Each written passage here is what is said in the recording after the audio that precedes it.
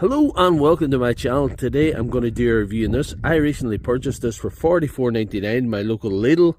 It's a Parkside 4-in-1 cordless multi-tool, 40 volt. So what did we get for that price of $44.99? This has got a brushless motor, mind. It's got a chainsaw head, a hedge cutter head, a strimmer head and a changeable blade. And it's all listed there.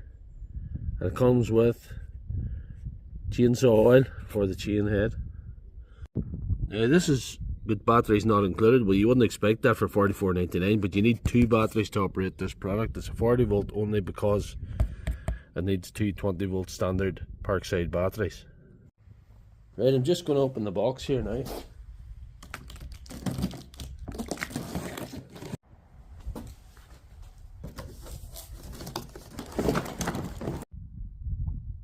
I have to say that's a lot of stuff for $44.99 with the main drive unit, the strimmer attachment, the hedge cutter attachment, the chainsaw attachment, the guard, the blade and the handle, and the contents of that little box, and the manual, which we may not read, probably not.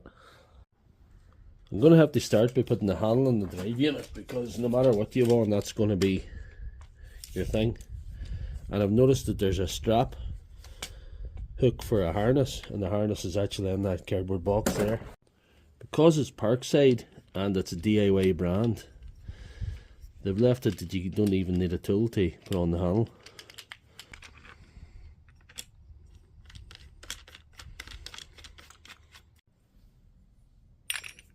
So next up, the actual head here.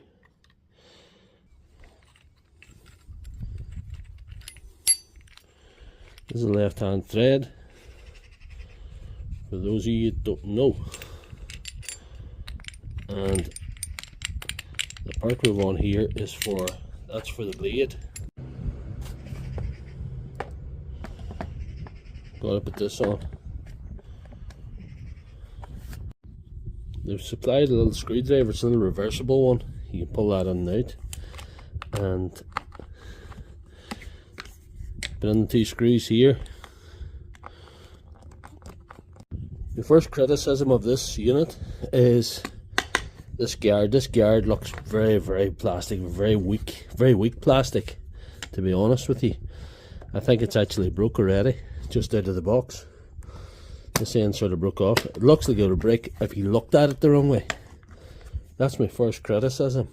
Next step is you put this here, and there's 3 bolts that go down the center, and they've provided a little hexagon for the job.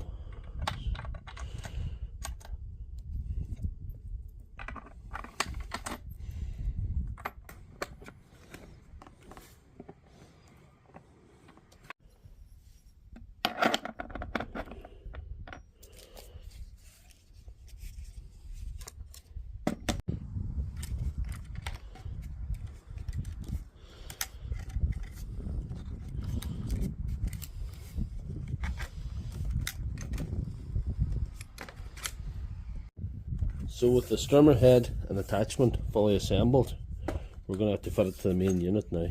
Just pull off this plastic. So that's slack, and you pull this button out. Try and line up the hole. That's it in now. And you tighten that up.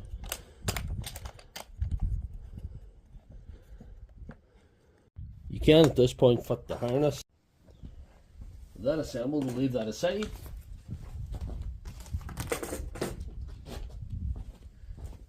And take a look at the other units that they supplied. I don't think any assembly is required here at all. This is just the hedge attachment, and it's just ready to go. So that's pretty good. Just click it on like the other one. And you can set it to whatever angle you want. With the chain attachment, some assembly is required like before, but as long as you know what you're doing, it's okay. So here's everything we need. always have this configuration to the top and you'll not go wrong.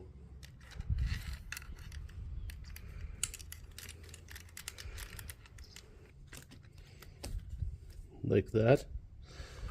And you set on your cover. Okay.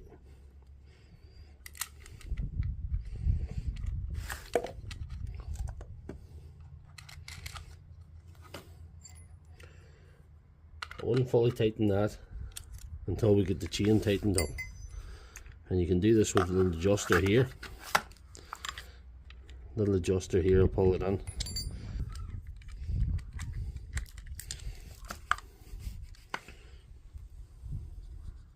Tighten it till you have, that's maybe a wee bit too tight. Till you have a little bit of play but not too much.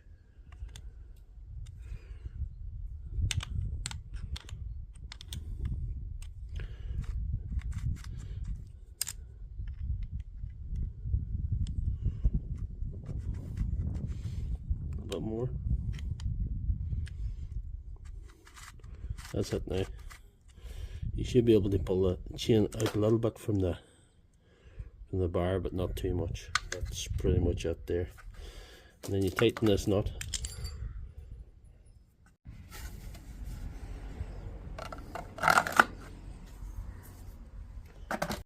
That's the bulk of the assembly done.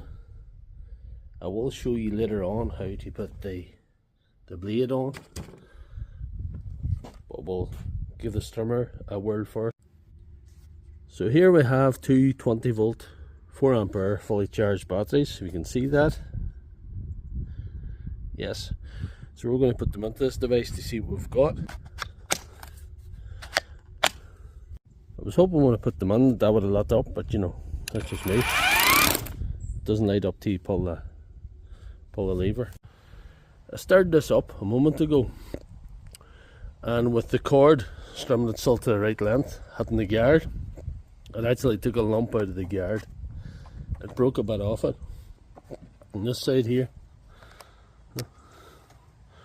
So my quality concerns of the guard are realised right away. We'll start her up for you to see her here.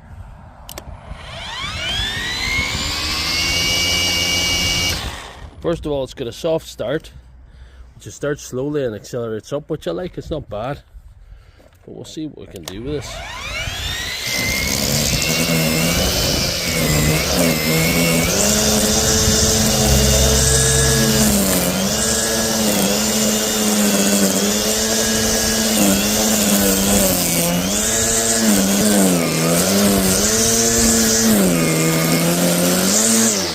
I would say that's pretty powerful, you know. I would say that's pretty powerful. That's a good start. I think we should go back to the chainsaw attachment because it looks like fun, to be honest. And we've got to put some oil into it.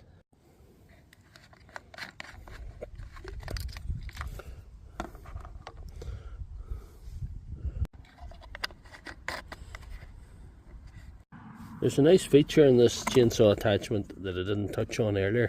You can pull that out. You can actually turn it around to different angles. You can lock that in. Straight if you want it straight, or if you want it just at a little angle. That's what you're doing. You lock it in there. You see? Changing the attachment, I have to admit, is quite simple. Just pull it out.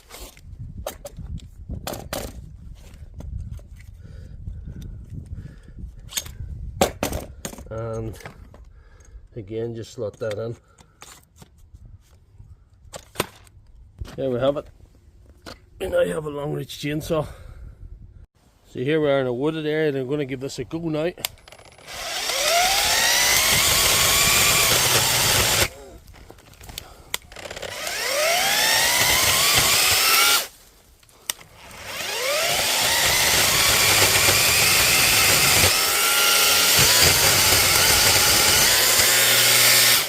See the mistake I made there? The motor is a soft start, so you better let it get up to speed before you start cutting.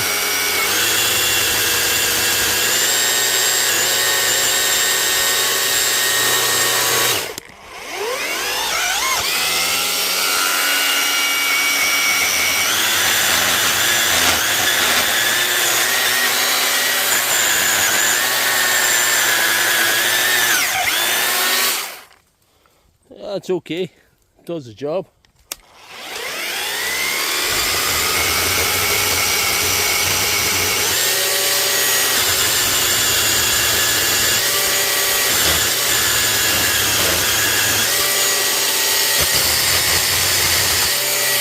When it's up to speed, it's quite handy. So a thumbs up for the chainsaw attachment. Yep.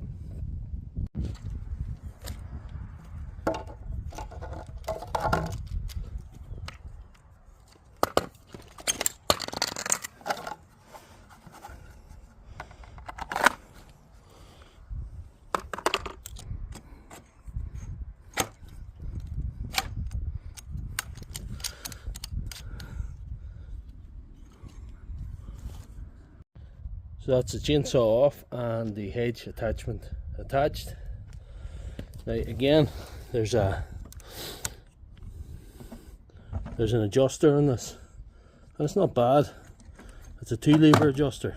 You can adjust her flat or you can adjust her at different angles there. So I think that's a nice feature too.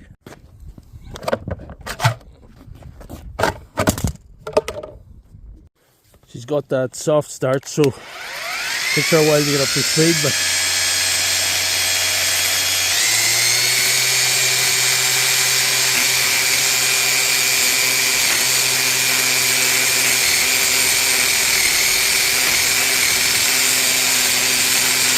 doing the job.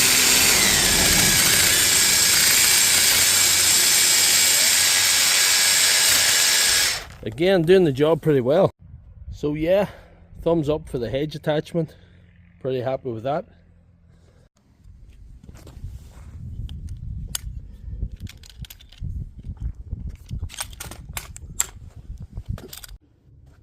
So we refitted the strimmer attachment so that we can put this blade on it. Maybe try that out. The good news is I don't think I have to take the guard off. This flimsy guard that I hate.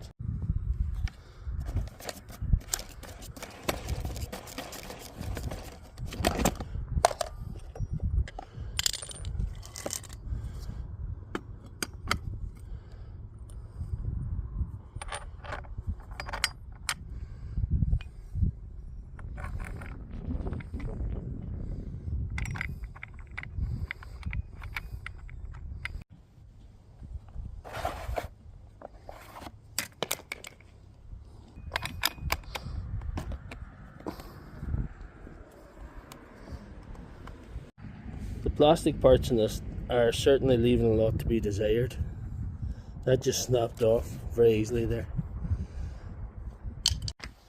Right, with the blade on now, let's go. The soft start again.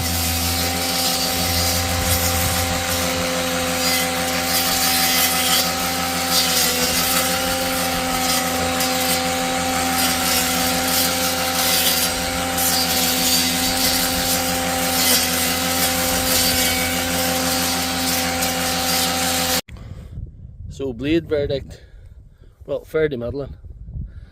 Wouldn't be well excited, wouldn't be as good as a petrol one, but yeah, it's another string to the bow of this thing. I've refitted the strimmer head, and the reason I've done this is I'm going to give her a whirl now around the whole perimeter of where I live here. I know what my DeWalt strimmer can do in an 18-volt battery, so I'll compare it against that and I'll get back to you in the video here. I'm strumming away merrily with this, and I'm happy with the power and I'm happy with how she's doing, but there's something weird she does, and hopefully I can capture it in camera here. That's the soft start kicking in. See that? Driving way up. She'll slow way down as well, time. I'm keeping the trigger depressed here.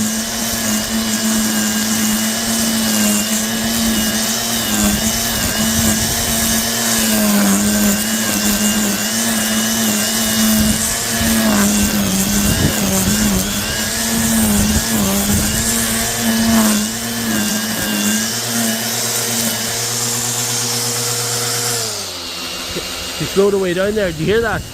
She slowed her way down, and then she's way up again. And I have not manipulated the button at all.